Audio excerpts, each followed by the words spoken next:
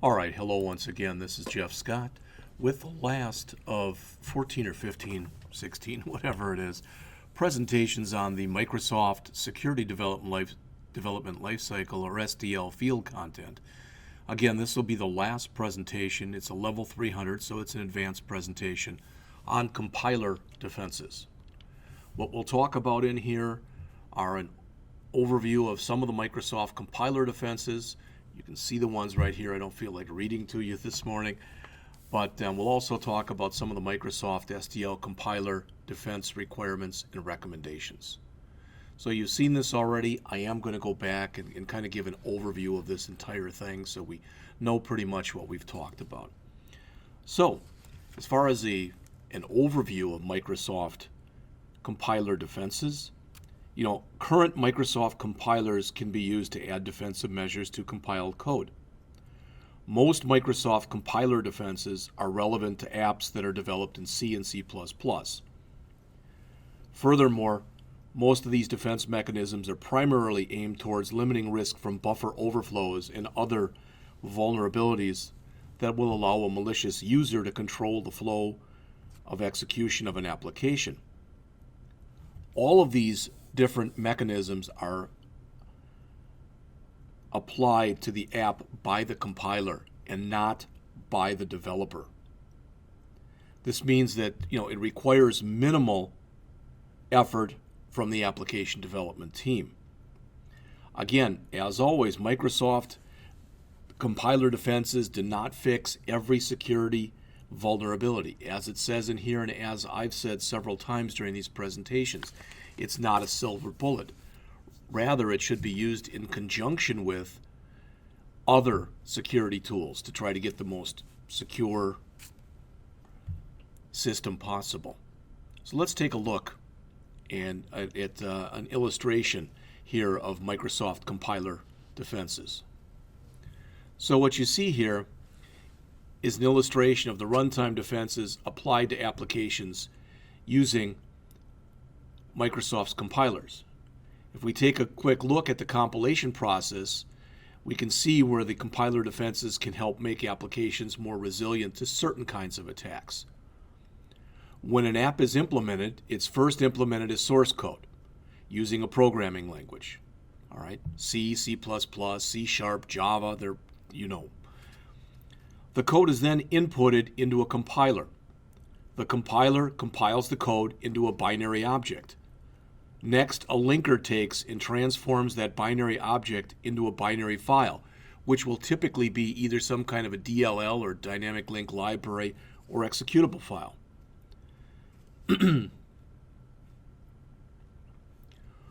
When compiler defenses are enabled, the compiler and linker apply defensive mechanisms that try to help at least the app become more resilient to certain types of attacks.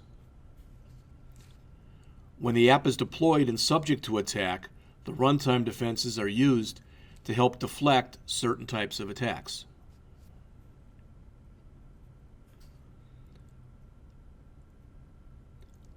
But it's important to note, as we've already talked about, compiler defenses do not prevent all types of attack.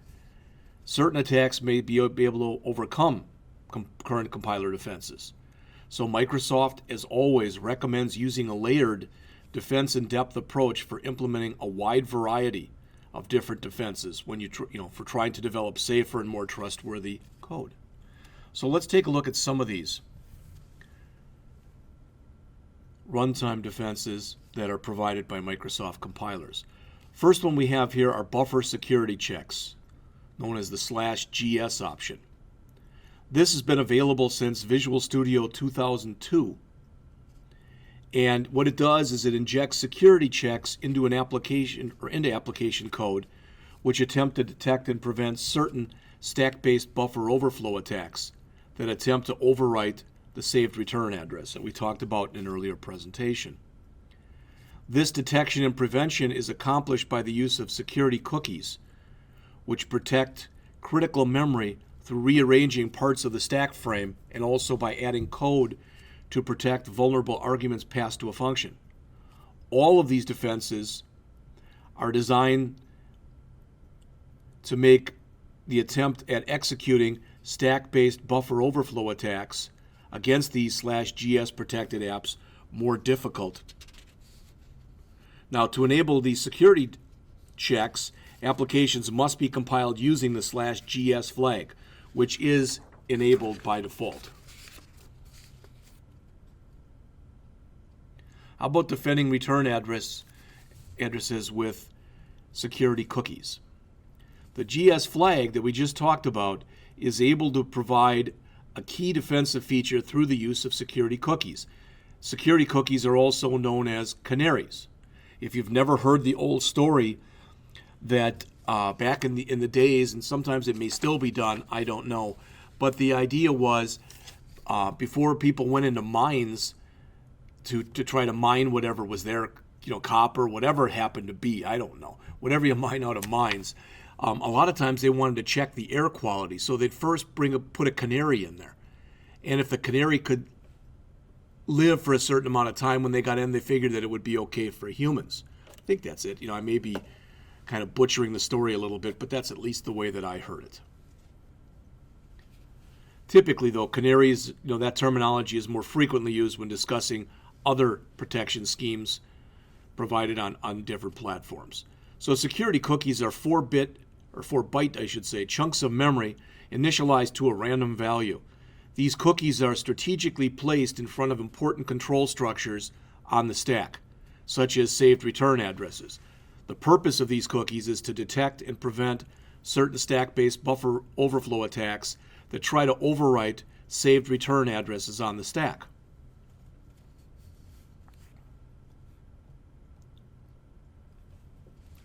So as we mentioned before, in addition to using security cookies to provide defenses from stack-based overflow attacks, the /GS flag also rearranges the stack frame,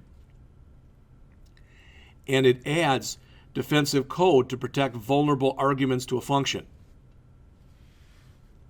All right, to try to better illustrate this, these additional defenses are not reflected in the stack frame shown here. The vulnerable code that will be exploited is shown right here. It's a C language function called unsafe function. It accepts a character star, or pointer to a character pointer named str. That pointer allocates, or the function allocates 32 bytes on the stack for a buffer called buffer, then copies the contents of str into buffer.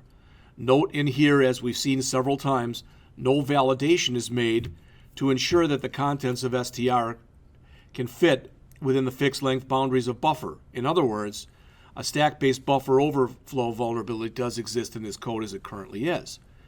So the input that we're putting in there is the letter A 40 times. Should be sufficient to trigger a stack-based buffer overflow because it does exceed the maximum capacity of the buffer.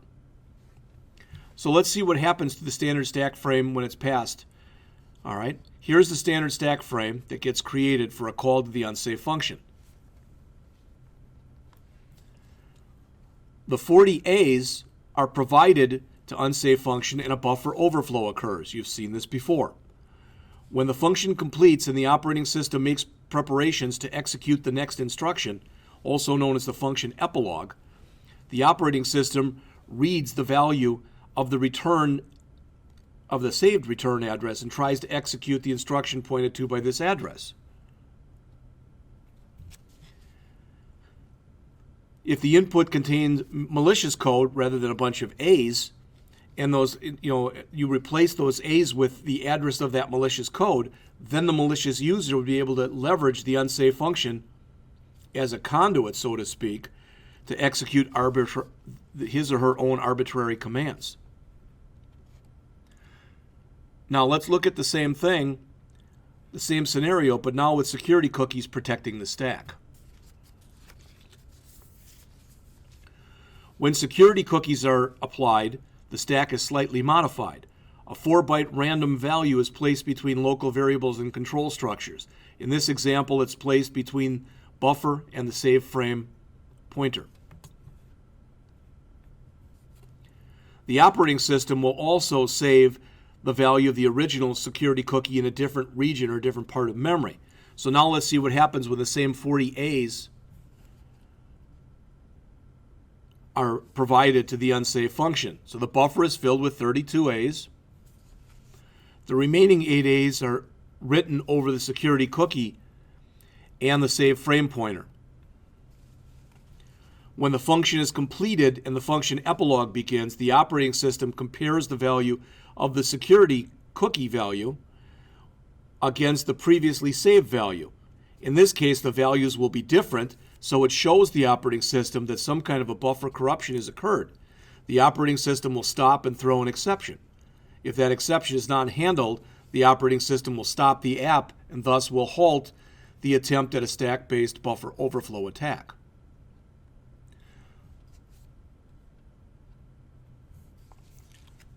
Now, as far as some limitations of the buffer security check, as we mentioned, none of these compiler defenses provide a silver bullet. There are certain situations where this particular defensive measure may not be applicable or effective. For example, if a function does not contain a buffer, then the buffer security checks are not applied by the compiler. Functions with variable argument lists are also not protected. And if a function is marked with a naked attribute, which instructs the compiler not to generate code for function setup, it's also called a function prologue, or teardown, also called the function epilogue, then buffer security checks are not applied. So some of these and some other limitations are further evidence as to why these defenses should not be used as a replacement for other secure coding practices. Rather, they're meant to help reduce risk, not to eliminate it.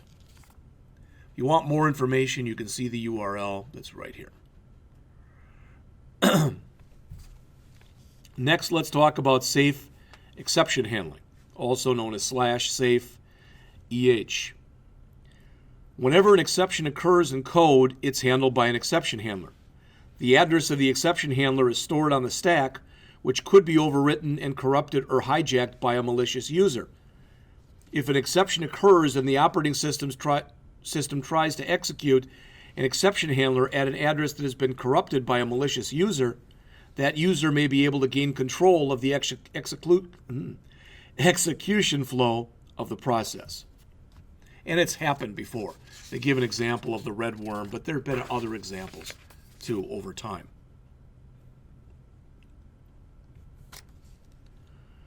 When safe exception handling is enabled via the /SAFESEH linker option, the linker writes the addresses of the exception handlers to what's called the portable executable header, or PH header. From then on, whenever an exception is raised and the address for the handler for that exception is retrieved from the stack, the operating system will first check the validity of that address before it executes the specified exception handler. The operating system then compares the retrieved exception handler address against the valid exception handler address stored in the PE header. And if they're not the same, the operating system will halt the process. All right, this is a little big here, so I'm just going to, something I'm going to show you later.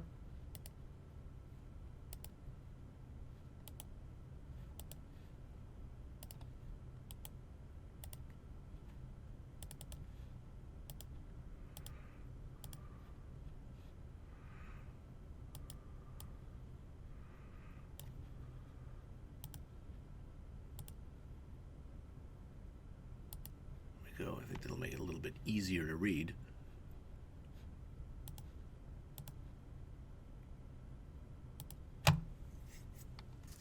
All right, next let's talk about hardware-enforced data execution prevention, also known as /NXCOMPAT.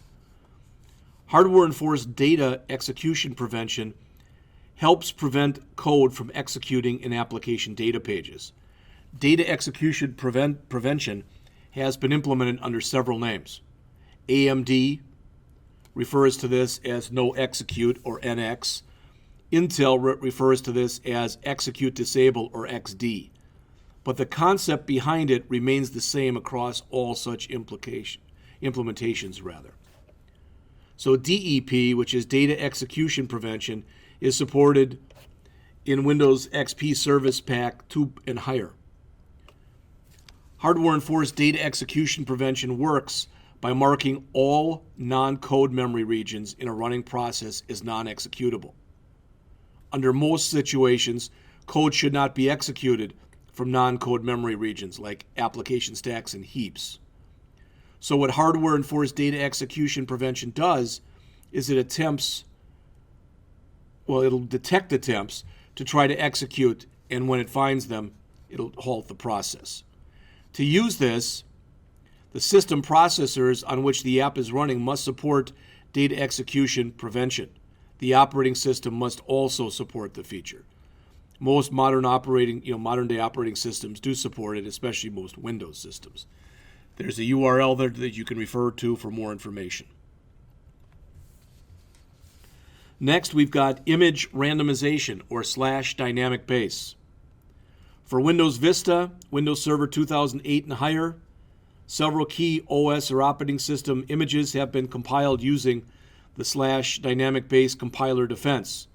With this defense, the address of those key operating system images in memory are randomized each time they're loaded.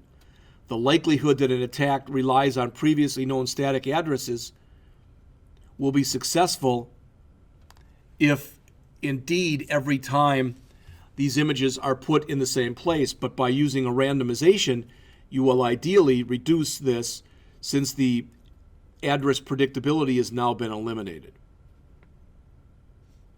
The feature that enables the randomization is called Address Space Layout Randomization, or ASLR. In order to use this, data execution prevention must be enabled.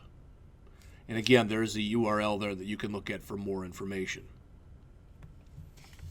So let's see how image randomization can be used to reduce the likelihood that a malicious user will be able to successfully exploit a buffer overflow vulnerability. If you recall from what we talked about earlier, when a buffer overflow is exploited, malicious users need to jump or redirect the execution flow to certain known addresses, such as the address of some buffer they have filled with malicious code or a known dynamic link library or DLL location. When image randomization is enabled, the known address changes each time the app is loaded. By doing this, malicious users are forced to guess the new address of the code they are trying to execute. In most cases, they'll guess incorrectly, and the attack will not succeed. Even if the address space of the app is randomized, or even the address space of the stack application itself is randomized. So again, what you're doing is you're trying to minimize the chance that a stack buffer overflow will occur. It's not impossible that a user could still figure this out, but it would take a heck of a lot of work. All right, Microsoft Interface Definition Language, or MIDL, with a /robust. For apps that implement remote procedure calls, or RPCs, and use COM or the component object model code, this MIDL robust compiler flag can be used to provide additional defenses to applications. When the flag is used, the NDR, or network data representation, performs runtime error checking on the correlated arguments in dynamic arrays, in unions, and in out interface pointers. Again, there's a URL that you can look at for more information. As far as Microsoft SDL compiler defenses with some Windows 32-bit requirements, for all Windows 32-bit C and C++ apps developed using the Microsoft SDL, the /GS/SAFESEH /NXCOMPAT and /robust compiler flags, when applicable, must be enabled.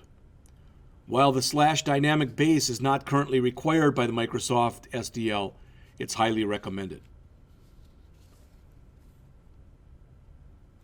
So we've come to the end of our last lesson here. This concludes our discussion on Microsoft compiler defenses. Applications compiled with Microsoft compilers can leverage some of the built-in compiler defense mechanism to improve their resiliency to buffer overflow attacks. You get these by adding to the compiled code automatically by enabling certain flags. And again, there's no additional effort from developers. While each of these compiler defenses can greatly improve the app's ability to withstand certain attacks, they're again not replacements for writing more secure code and following best security practices. Certain compiler defenses must be enabled for applications developed that want to follow this. All right, and that's pretty much it. So we've now gone over 14 presentations. And what I'm going to do is I'm kind of backtracking here, but I just wanted to show you this. And that is, these right here are the 14 presentations. And I guess it's actually 15 that I've done. So I went over